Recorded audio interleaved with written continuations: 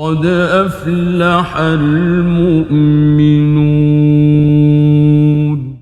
أعوذ بالله السميع العليم من الشيطان اللعين الرجيم. أفضل الذكر بسم الله الرحمن الرحيم. الحمد لله رب العالمين، وصلى الله على محمد وعلى آل بيته الطيبين الطاهرين. اللهم صل على محمد وآل محمد وعجل فرجهم والعن أعداءهم أجمعين. Alhamdulillah Rabbil Alameen, Allah has gathered us together, and I'm here with brother Saifuddin al-Hashimi. Welcome to him. And we're just going to be discussing with you all a little bit about Hadith al-Tayr, one of the greatest virtues of Amir al-Mu'mineen Salamullahi alayh. We'll go a little bit in depth about the authenticity and some things around it. So brother Saif, if you're there. Assalamu alaikum, brothers. To all of you at home who are listening to us. So today as the Sayyid said, we'll be discussing Hadith al-Tayr, inshallah.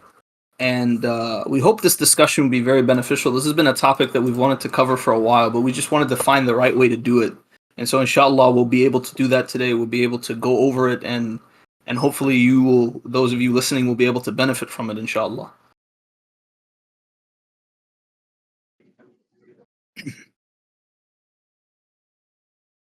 So the first issue that we have to discuss is, what is Hadith al-Tayr? Why is it so important?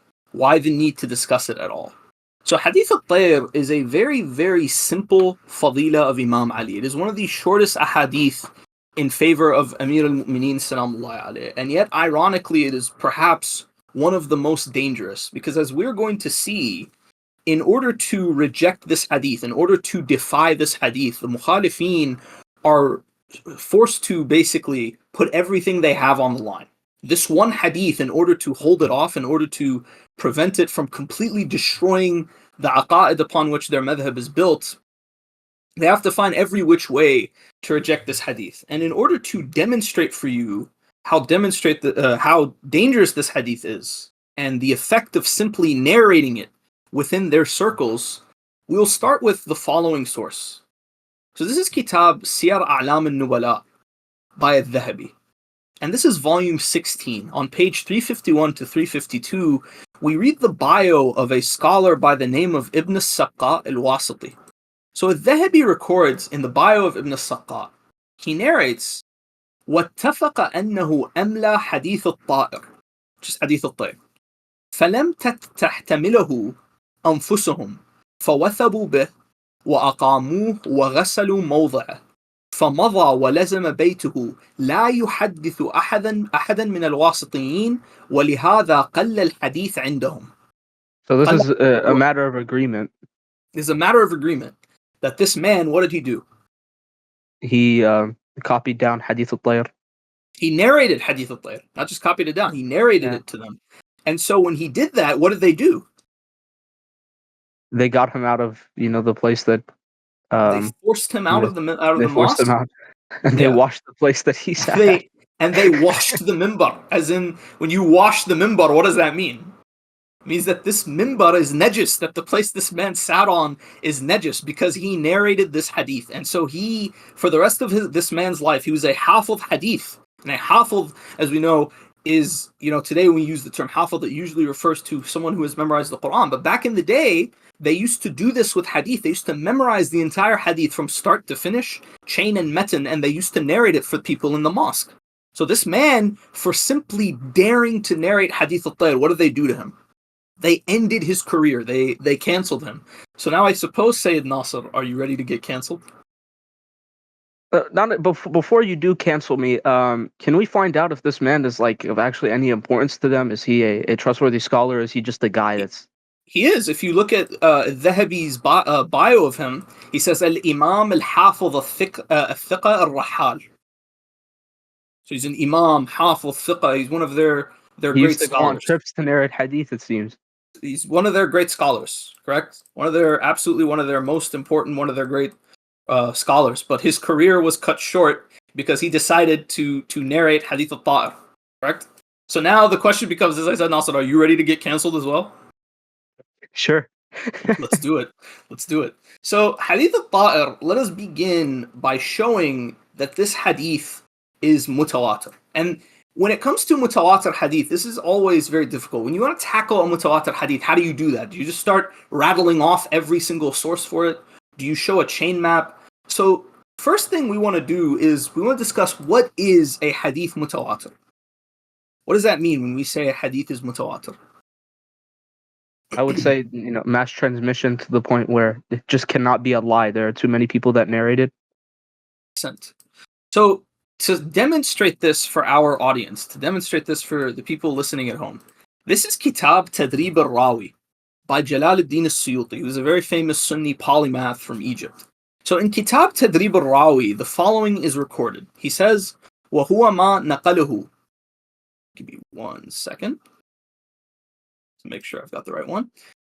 وَهُوَ مَا نَقَلَهُ مَنْ يَحْصُلُ الْعِلْمِ بِصِدْقِهِمْ ضَرُورَةً بأن يكونوا جمعا لا يمكن توطؤهم على الكذب عن مثلهم من أوله أي إسناد إلى آخره ولذلك يجب العمل به من غير بحث عن رجاله ولا يعتبر فيه عدد معين في الأصح. وقال القاضي معين في الأصح حسنت. قال القاضي الباقلاني ولا يكفي الأربعة وما فوقها صالح وتوقف في الخمسة. وقال الإصطخري أقله 10 وهو المختار لأنه أول جموع الكثرة. So what does this mean for our non-Arabic speakers?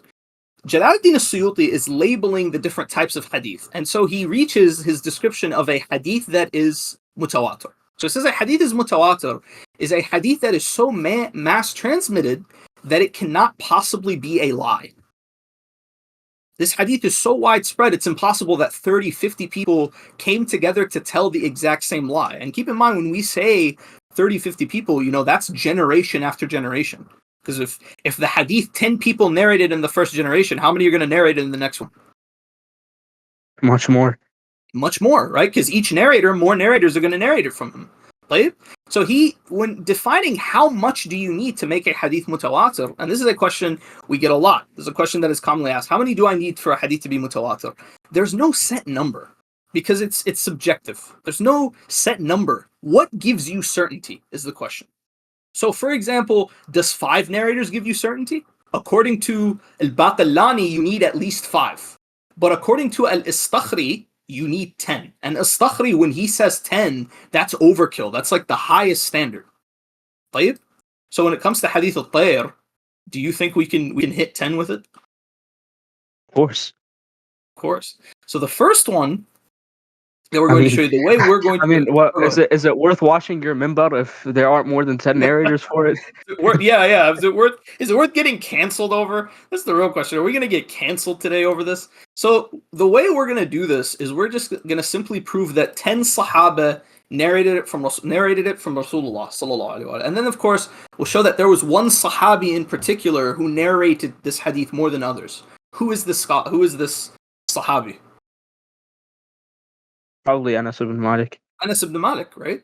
So the first source we'll show you, this is Kitab al-Mu'jam al-Kabir by al-Tabarani.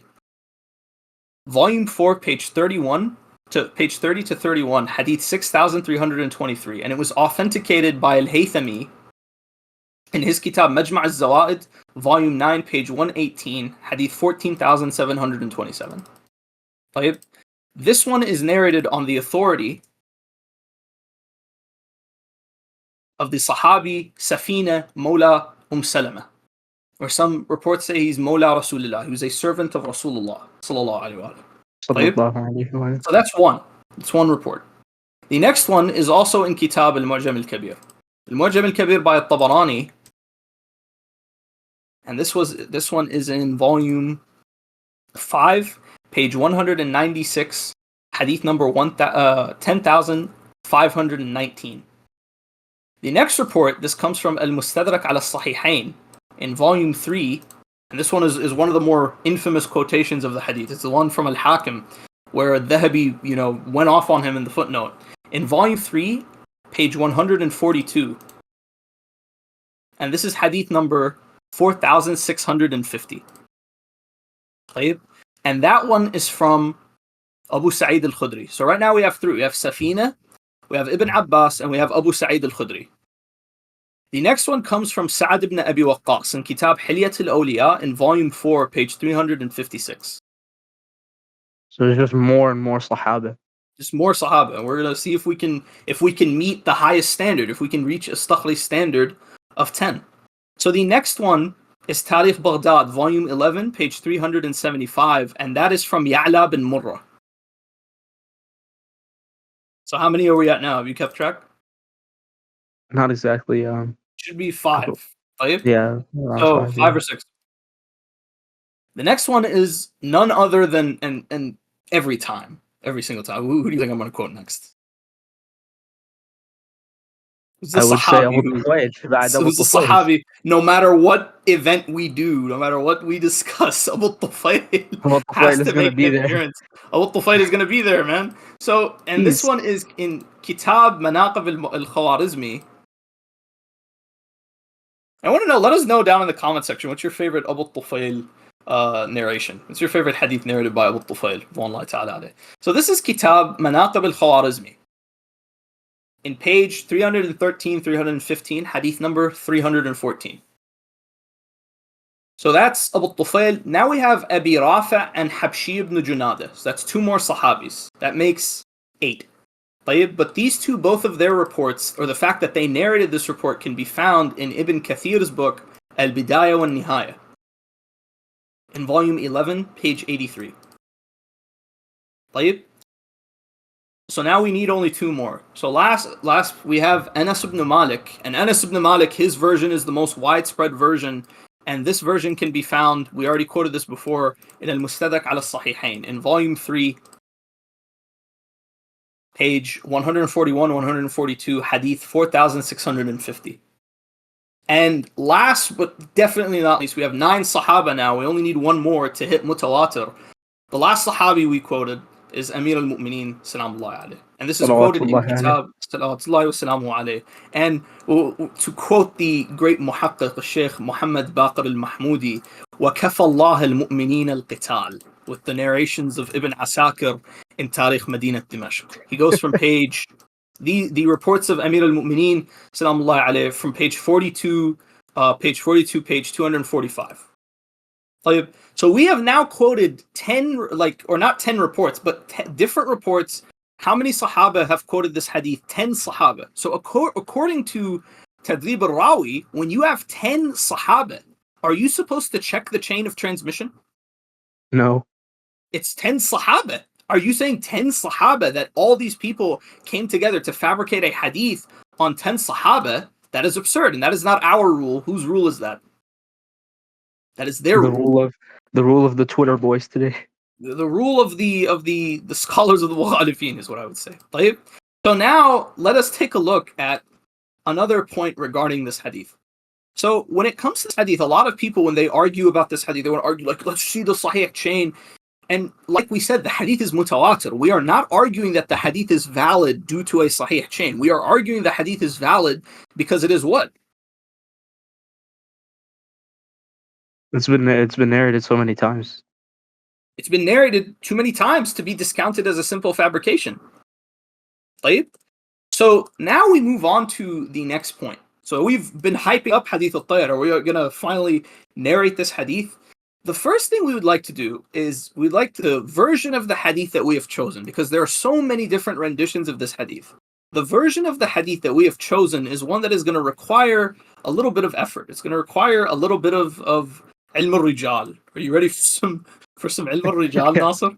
So the first narration... Game, yes. Yeah, let's play the game. Let's play the game. So the first narration that we're going to quote, all of these, or rather this is the only narration we're quoting, but it's been recorded in multiple sources. So this rendition of the narration can be found in Manaqib ibn al-Maghazili on page 225 to 226, hadith number 207. The same sanad can be found in Tarikh Dimashq by Ibn Asakir. Asakir al-Dimashqi, the famous Ash'ari scholar. Ibn Asakir has it in volume 42, which is where the biography of Imam Ali is located in this print of the book, on page 247. So then we have Al-Bidayah wa Nihaya by Ibn Kathir. And in Ibn Kathir's book, this report can be found on Bidaya wa Nihaya, volume 11, page 75 to page 76. And lastly, we will see this report was quoted by Ibn Hajar al-Asqalani in his book Al-Matalib al-Aliyah. So He Al-Matalib has an al-Aliyah, interesting, not Dhahabi, excuse me. Ibn Kathir al-Dimashqi, he has an interesting opinion on Hadith al-Tayr, doesn't he? yeah, we'll get to that in a bit. Well, either Inshallah. we'll go over it now, inshallah, since we already quoted this version. He says this hadith is mass transmitted, but there's something in the heart instead. There's something, I can't accept this hadith. There's something, Allahu A'lam, I can't do it, man. It gives him the heartburn. Where's his medicine, ya akhwani? Like the medicine, like a'udhu billah, from someone who feels this way about the fada'il of Imam Ali. And again, we quoted they kicked that man out, right, Ibn Sakah, and they ruined his reputation. He never narrated hadith for them again, and so his hadith became more scarce. He got lucky, we would say, because there are definitely certain situations where if you narrate the fada'il of Abi al-Hasan sallallahu alayhi, you do it at the cost of your life. And that is a sad reality. But in any case, we quote Al-Matalib al-Aliyah by Ibn Hajar, and this is going to be the one that we will focus on. It's going to be the rendition that we're going to be reading. But you might be wondering, why did we quote all of these if it's the same chain? Why do we quote all 4 of these books if it's the same chain? The reason why is because if you look closely, who do they all narrate from? Who's the scholar that they begin narrating from? I believe it's Abu Ya'la al-Mawsili. Abu Ya'la al-Mawsili. Abu Ya'la, we know he has a book, the Musnad of Abu Ya'la, and he also has al-Mu'jam, Mu'jam Abi Ya'la. This hadith is not in his book anymore. For some reason, Ibn Asakir, Ibn Kathir, Ibn Hajar all quote it from Abu Ya'la's book, but for some reason it's not there anymore. I wonder why. Why am I not surprised? Why am I not surprised? Exactly. So let's go over this hadith. We're going to dissect this hadith, inshallah. So again, we are reading from the version of Ibn Hajar al-Asqalani in Matalib al-Aliyah, and he says the following. قال Abu Ya'la. طيب, who is Abu Ya'la? We're going to go through this sanad one by one. Abu Ya'la al-Mawsili's bio can be found in Siyar A'lam al-Nubala, volume 14, page 174. In his bio, we read the هو يعني أشهر من أن يذكر. أشهر من أن يذكر, but just mention this quick sentence about him. Abu Ya'la, his bio number 100. الإمام الحافظ شيخ الإسلام أبو يعلى أحمد بن علي بن المثنى ابن يحيى بن عيسى بن هلال التميمي الموصلي محدث الموصل وصاحب المسند والمعجم. شيخ الإسلام بعد. شيخ الإسلام. Like there's no coping on this guy. One of the big classic hadith scholars. Who's next in the Sanad? If we continue reading the rendition of Ibn Kathir, what does he, or not Ibn Kathir, Ibn Hajar al-Asqalani, what does he say? He said حدثنا قطن بن نسير. حدثنا قطن بن نسير. Who is Qa'tn ibn Nusyr? Qa'tn ibn Nusyr, and we will post his biography from Hadith DB, which is a website that makes it really easy to go over the mulakhas for many of these scholars. But if we go to his bio, we see that he's acceptable. He's considered, saduq yukhta. And is he not the teacher of Muslim? He's one of the teachers of Muslim. Absolutely. He's one of the teachers of Muslim and Abu Dawud al-Sijistani. You will find Abu Dawud and Muslim both narrating directly from him in their respective books. Also, just to solidify what we've already stated, this is Kitab Taqrib al-Tahdhib by Ibn Hajar on page 802, biography number 5591, Qa'tn ibn Nusyr, Saduq Yukhta. And the symbols he has there, Mim, Dal, Ta, indicates that I believe that's Muslim, Abu Dawud, and at-Tirmidhi all narrated from him. طيب? That makes sense. Who's the next one? I believe the next one, give me just a second, is Ja'far bin Sulaiman al-Dhubai, rahimahullah. Ja'far bin Sulaiman al-Dhubai. طيب? Ja'far bin Sulaiman al-Dhubai, this is where things get interesting, and I want the listeners here to pay attention. It's probably the most important part of this entire presentation. The Mukhalifeen have this dirty little trick, and many of you may have seen it before, many of you have heard it before. When you bring a fadila from Imam about the Imams alayhim salam, when you bring something, the aqa'id of the Ahlul Bayt alayhim salam, the fiqh of the Ahlul Bayt from their books, and you play their game, you want to bring them a hadith that is authentic by their standard, do you know what they do? If you go back to al-Matalib al-Aliyah, what do you see the muhaqqiq of Ibn Hajar has done when he's going over Ja'far bin Sulaiman? He says, ضعيف بهذا الإسناد لأن جعفر بن سليمان مع أنه صدوق فقد روي ما يؤيد بدعته. Okay? When you bring them a fadila that is authentic by their standard, what do? What's the trick that they play? Oh, there's a Shi'i in this chain and he's calling to his bid'ah. He's reliable. He's reliable. He's an authentic narrator, but he's narrating his bid'ah, so we can just pick and choose when we throw out a reliable narrator's If I may reports. point out, it's never considered a bid'ah by a Nasibi if he narrates about Abu Bakr, Umar, or Uthman. But it's only for Ali when it enters the field of you need to watch out for bid'ah. Only Exactly. Ali ibn Abi Talib. Only Ali ibn Abi Talib said Allah. So we see here in Kitab al-Kashif by al-Dhahabi. Kitab al-Kashif, al-Dhahabi says that he is thiqah. In volume 1, page 294, bio number 792. And Ja'far bin Sulaiman, I believe he narrates in all 6 of the books. He narrates in all 6. No disagreement on his reliability. Ibn Hajar graded him Saduq in Kitab Taqrib al-Tahdhib. And this is Kitab Taqrib al-Tahdhib. The reference is volume, page 199, bio number 950. Okay?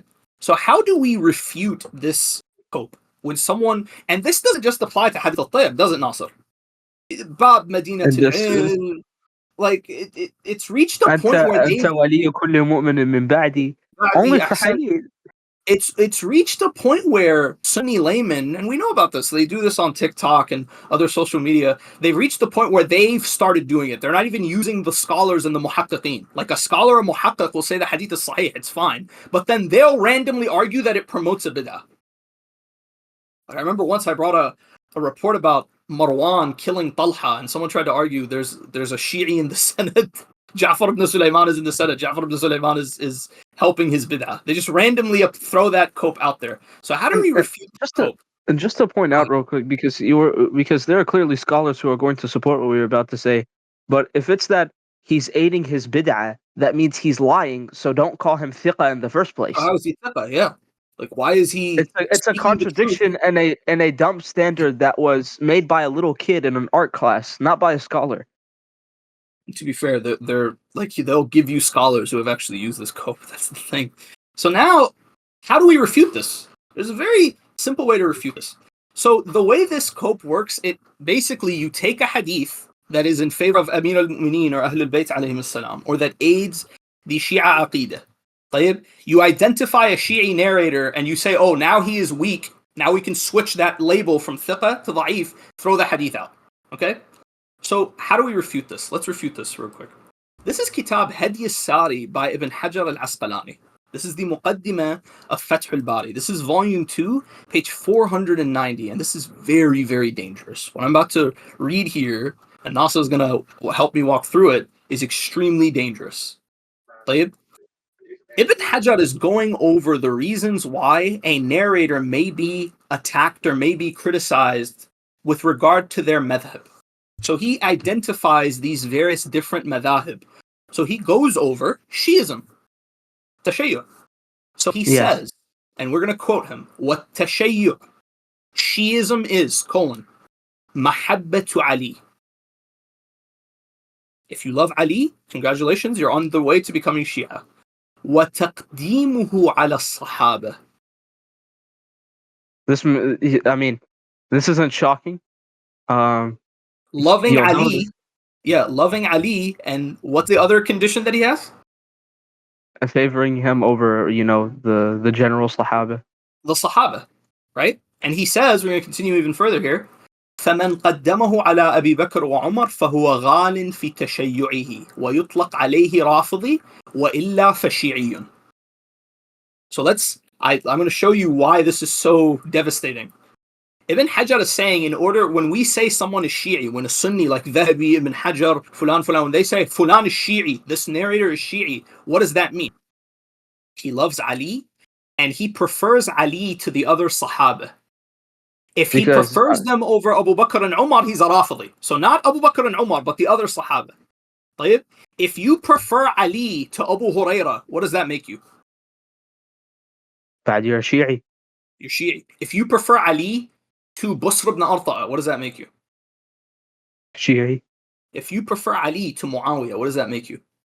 Shi'i.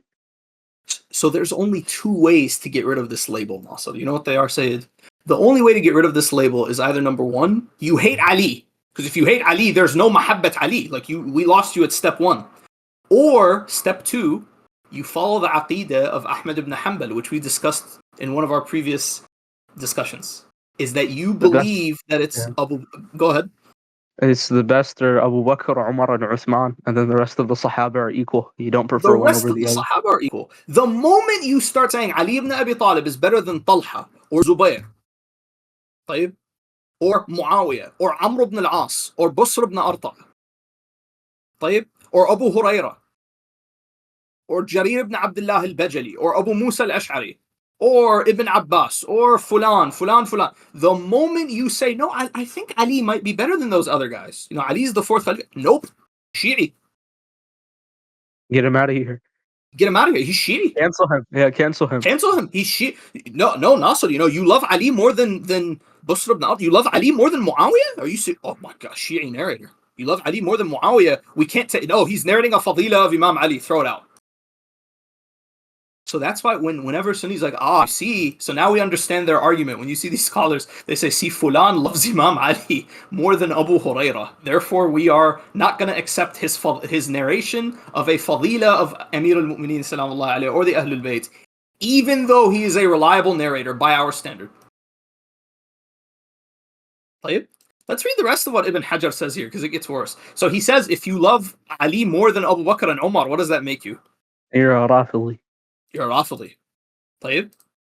So then we see the following. Look what else he says. He says, فَإِنْ انضاف إلى ذلك السب والتصريح بالبغض فغال في الرفض. So the first level is Shi'i. If you just like Ali more than the other Sahaba, you're Shi'i. If you like him more than Abu Bakr, then you are what? Rafili. Rafili. If you insult Abu Bakr and Umar and admit that you don't like them, what does that make you? You're غالن في الرفض. You're very extreme. Very extreme. Yeah, I wonder. This is just a bit off topic, but I wonder how they're going to deal with this. And Abd al-Razzaq, who narrates thousands of narrations, and he calls Umar an Anuk. Exactly. وإن اعتقد, now this line is insane.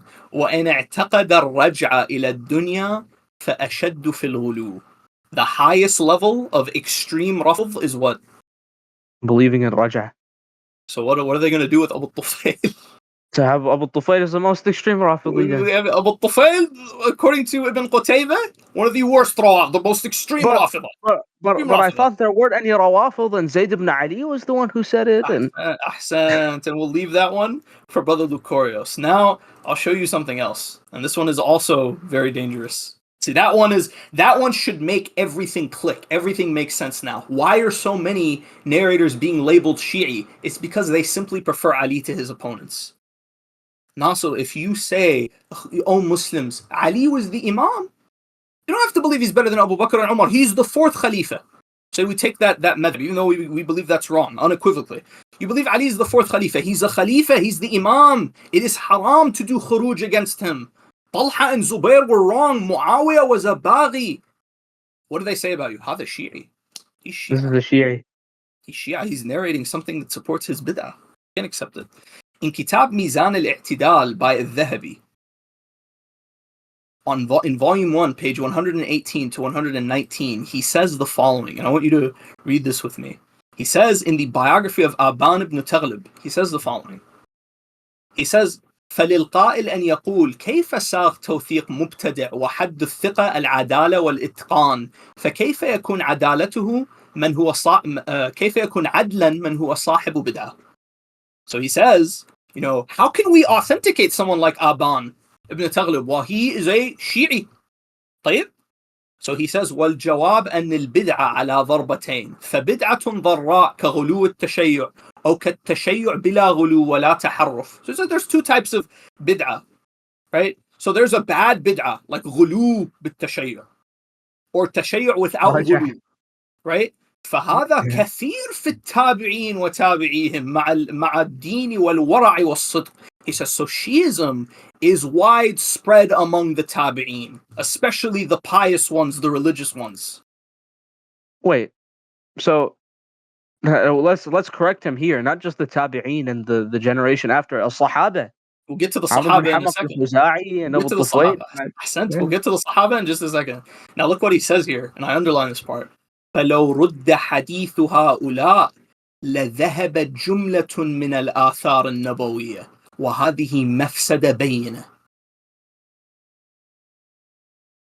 They'll take from us because a lot If of the prophetic hadith will go away if they we don't have reject their hadith, what happens? we lose a lot of the So when hadith. this Nasibi stands in the parks and says, Ya Shia, what have you done?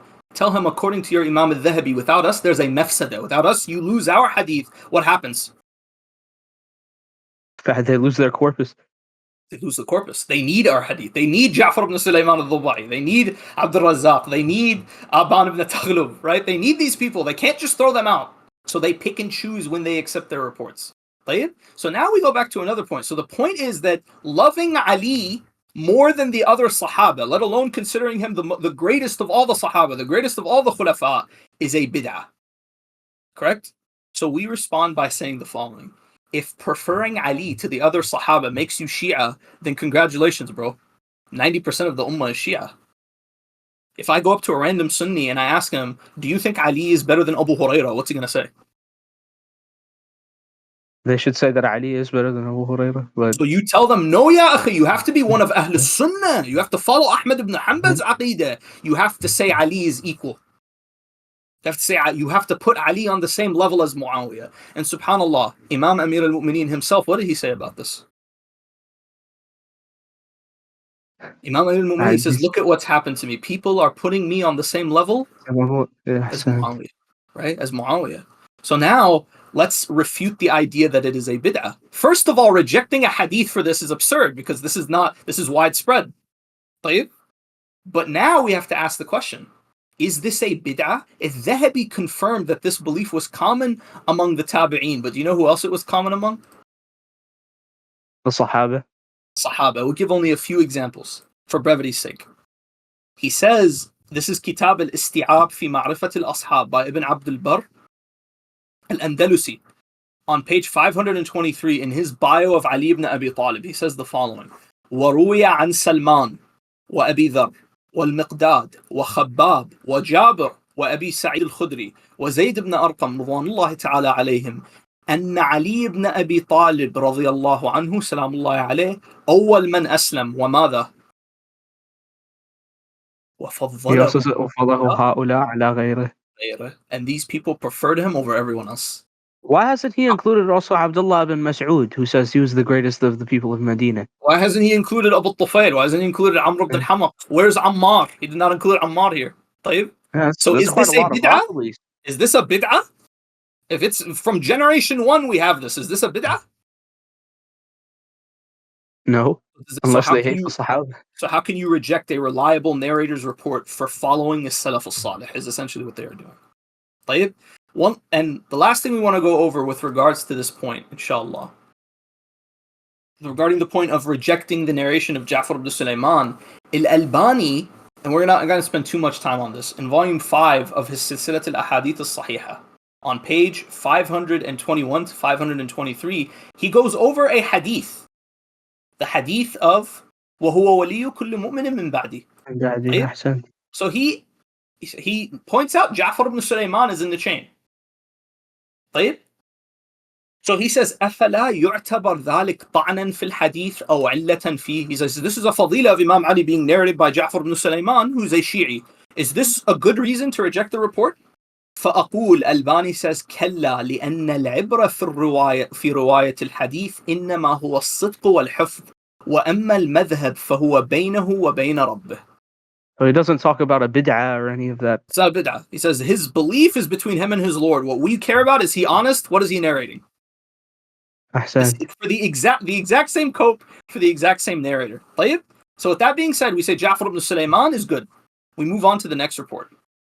Abd Allah ibn al-Muthanna ibn Anas ibn Malik. Abd Allah ibn al-Muthanna ibn Anas ibn Malik is also a reliable narrator. And we can prove this. His grandson. I believe this is the great grandson of Anas ibn Malik. Yeah. I could not get a full screenshot of this, but this is from a Shamila's Rijal database, and they report that al-Bukhari narrated 22 hadith from him, Tirmidhi narrated 9, and Ibn al-Jarud, I don't know why he's listed here, but anyway. So 2 out of the 6 main scholars, one of them is Bukhari, narrated from him. Bukhari recorded 22 hadith from him, or cited him 22 times in his book. طيب? Now, I want to show you something very interesting. This was taken from the TweleverShia.net article trying to refute Hadith al-Tayr. So we've already covered the narrators here, except for the last one. طيب?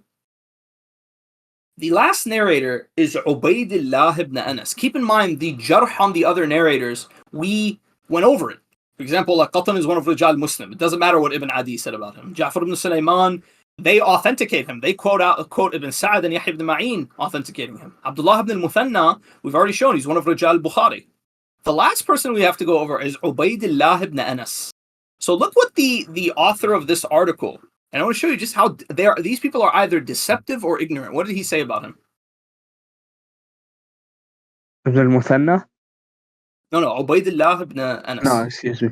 They couldn't find much info on him. You could not find much He's info most on likely him. unknown. He's most likely unknown. طيب? By the way, before we forget, Abdullah ibn al-Muthanna, I forgot to quote this. Abdullah ibn al-Muthanna is Saduq according to Ibn Hajar in Taqrib al-Tahdhib, page 540. طيب, so he's also fine. So the last narrator here that we have to deal with is Ubaydullah ibn Anas, who according to them is what? He's thiqah. Saduq. He's no. Ubaydullah ibn Anas is majhul. Muthanna is good, but Ubaydullah ibn Anas is majhul. He's unknown. According to them, yes. According to them, he is unknown. According to the great polemicists, the great researchers over at TweleverShia.net, he is unknown. So I believe it's Farid, the one who wrote this one. If it's Farid, then so be it. I don't remember who wrote it. But then the question becomes, so you're supposed to be a polemicist, supposed to be a researcher. You couldn't find Abdullah ibn Anas ibn Malik? It took me like 10 minutes to find him. This is the biography of Abdullah ibn Anas ibn Malik. And I'll show you just how majhul this narrator is. According to Imam Ibn Hajar al-Asqalani in Kitab Taqrib al-Tahdhib, page 1184, bio 8344. What does he say about him? He says he's thiqah. Abu Umayr, he calls him Abu Umayr here, Ibn Anas ibn Malik al-Ansari, وقيل اسمه Abdullah ثقة. That's interesting. I thought he was unknown. Very interesting. I thought he was unknown. And we know that the author of this article, or this refutation, had Taqrib al-Tahdhib because they cite it in their list. So how did you not find him? So, okay, wait a minute. Say if his name was different, the kunya, this happens with narrators. Okay, we'll give you the benefit of the doubt. But here's the thing. In Tabaqat ibn Sa'd, he also says he's thiqah. Ibn Sa'd records his bio in his Tabaqat, volume 7, page 142, page 143, bio number 3074. What does he grade him as? He also grades him as thiqah.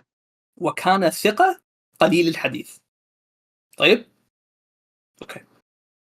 Kitab al-Thiqat by Ibn Hibban.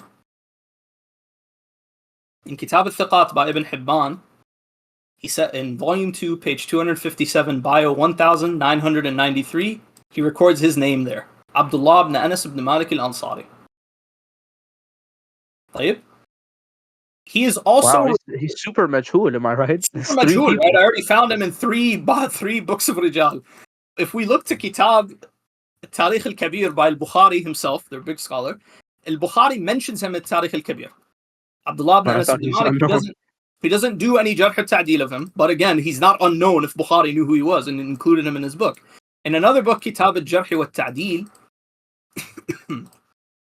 by Ibn Abi Hatim, in volume 5, page 9, bio number 36, he also records his bio.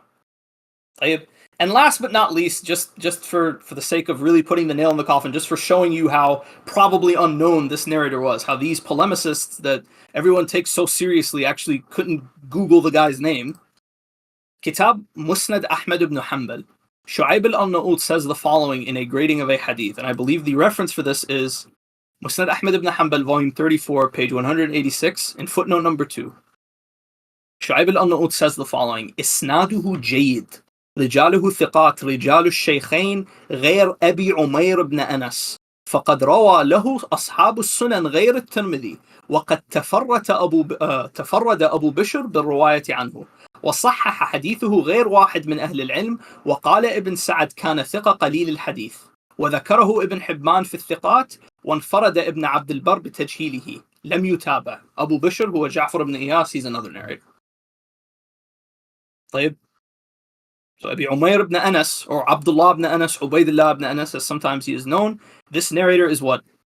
He's thiqa, he's trustworthy. He's trustworthy.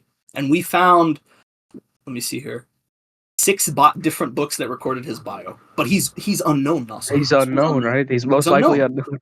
You see the game, and like I said, do you see the games these people have to play when it comes to the fada'il of Amir al-Mu'mineen, when it comes to the fada'il of the Ahlul Bayt, alayhi salam? So now we've gone through the entire chain except for one more narrator. The last narrator is who? Is Anas ibn Malik, who is a Sahabi. He was the servant of Rasulullah sallallahu alayhi wa alihi wasallam. Now the last thing I want to show regarding the authenticity of this chain, in Kitab Tarikh al-Islam by al-Dhahabi, in volume 3, page 633, look what al-Dhahabi says. وله طرق كثيرة عن أنس متكلم فيها وبعضها على شرط السنن.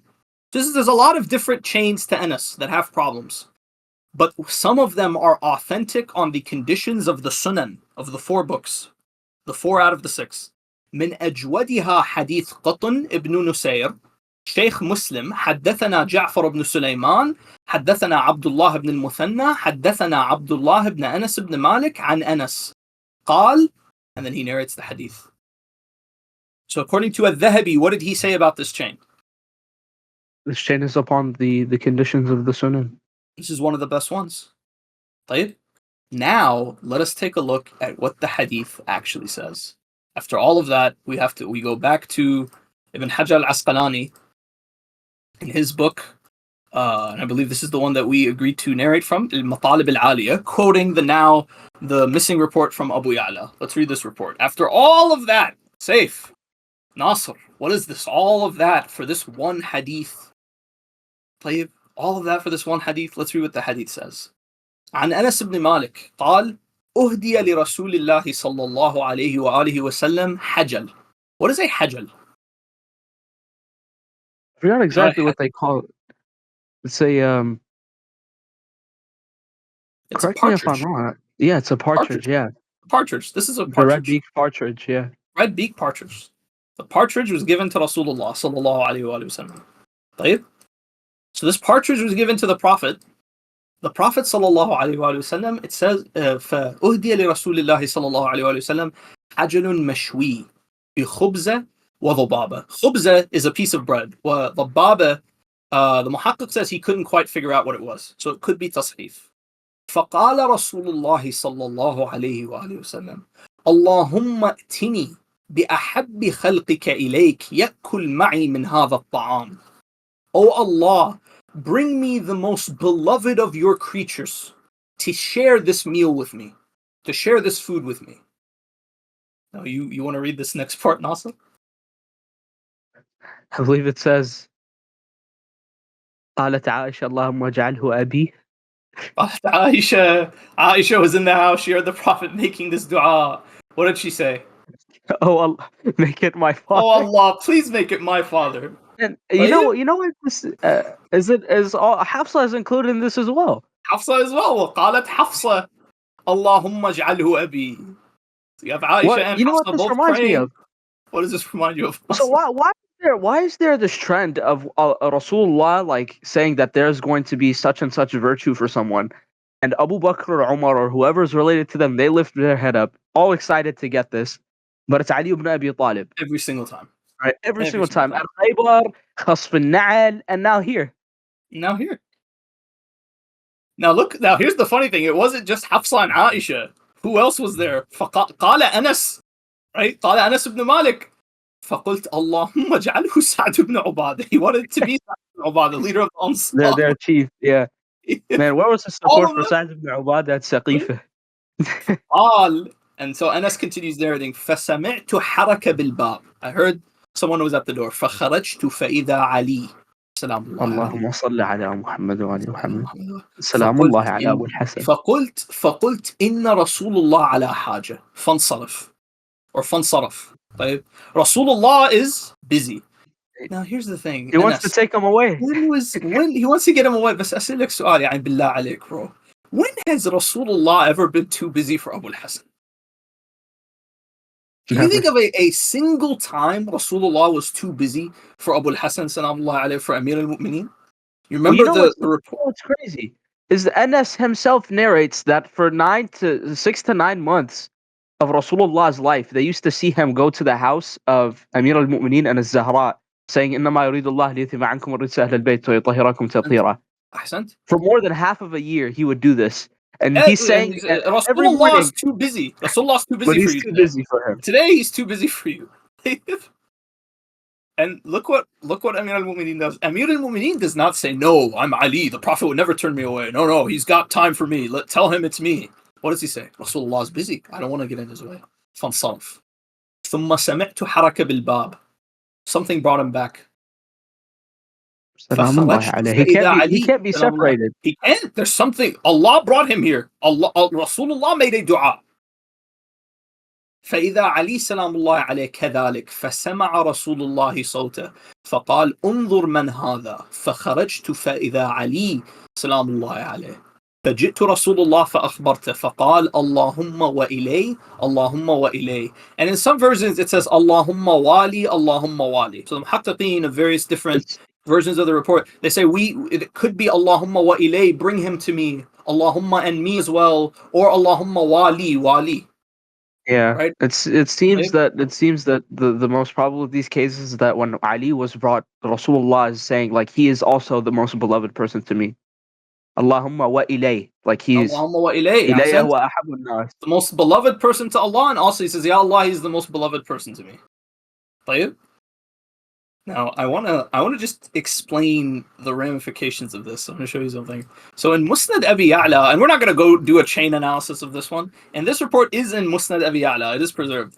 In Musnad Abi Ya'la, volume 7, page 105 to 106, hadith 1297, he narrates, and this is narrated from Ismail al-Suddi from Anas. He says that when Rasulullah made this dua, Abu Bakr and Umar both came, but they ended up getting turned away.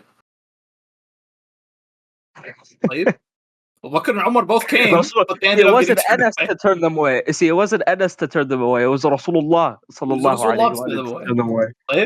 And this report, the Mukhalifin will weaken it and play games with it, and we know that we're just quoting this for context.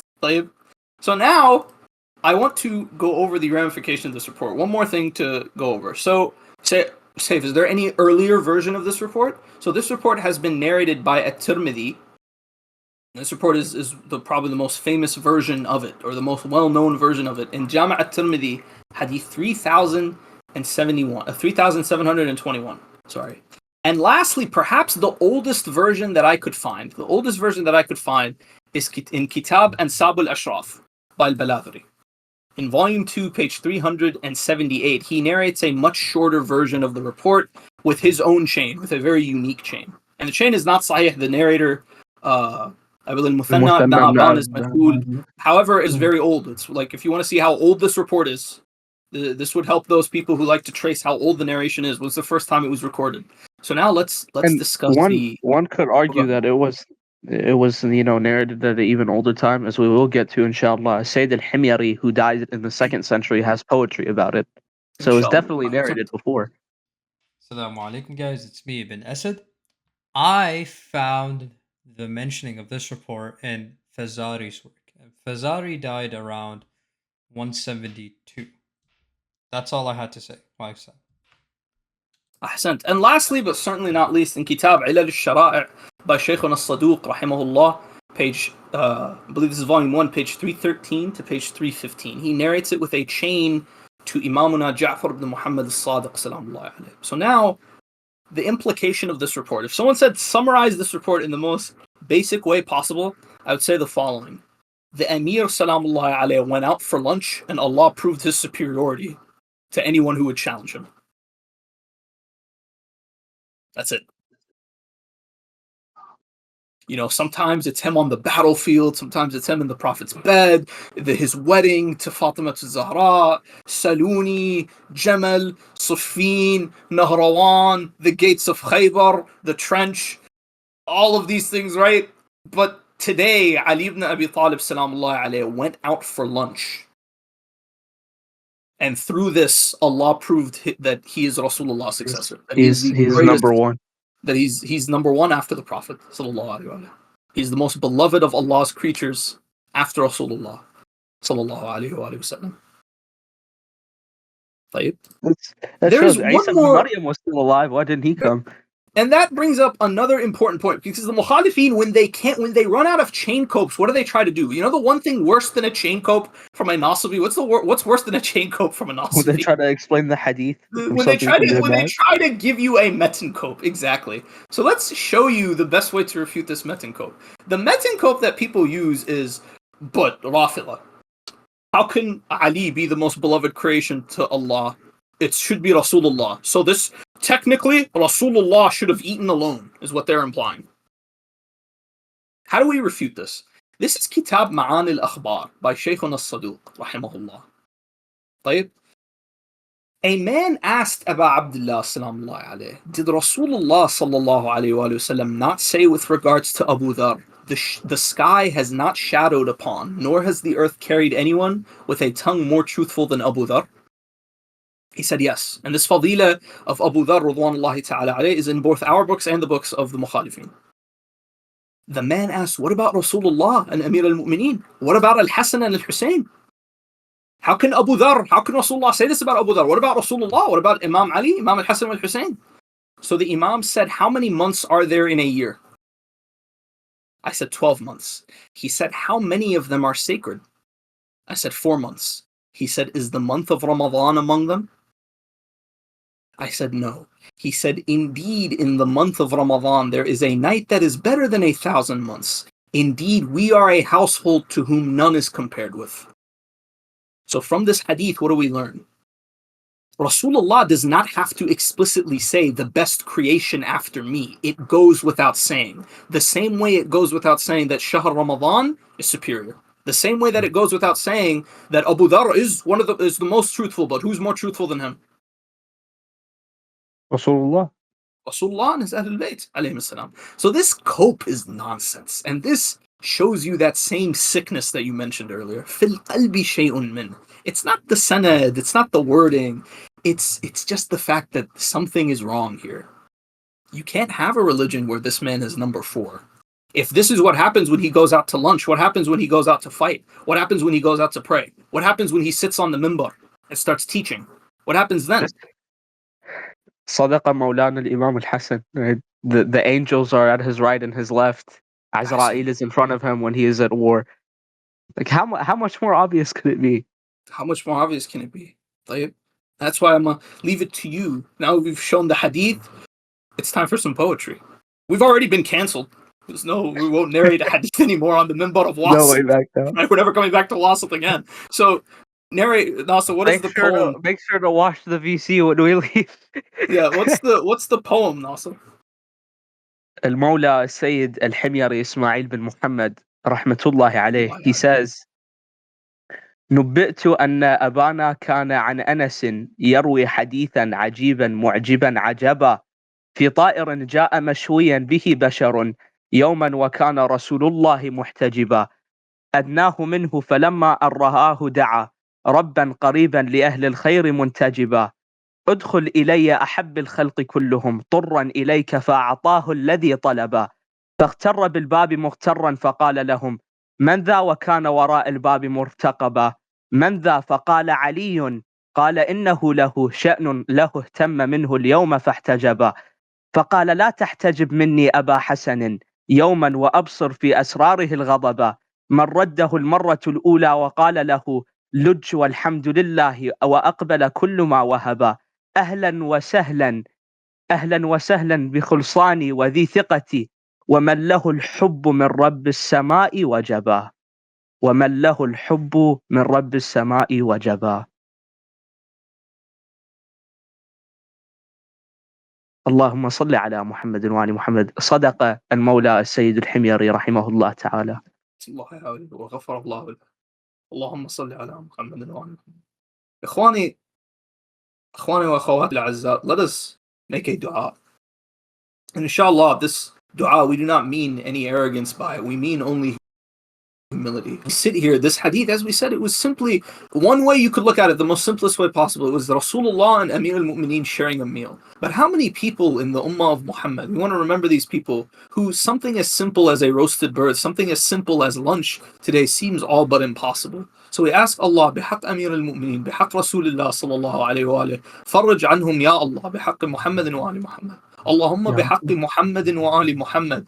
Do not turn us away from Muhammad wa Ali Muhammad at that hawf. بحق محمد وآله الأطهار. بحق الأمير. بحق أمير المؤمنين سلام الله عليه. Allahumma بحق محمد وآل Muhammad. Grant us ziyarah, the honor of ziyarah of the grave of Amir al-Mu'mineen salam Allah alayhi. Grant us the honor of ziyarah of the qabr of Rasulullah sallallahu alayhi wa alayhi. Grant us the honor of hajj to your sacred house in this year and in every year. And with that being said, we will conclude this discussion with Surah Al-Fatiha. تسبقها الصلاة على محمد وآل محمد. اللهم صل على محمد وآل محمد.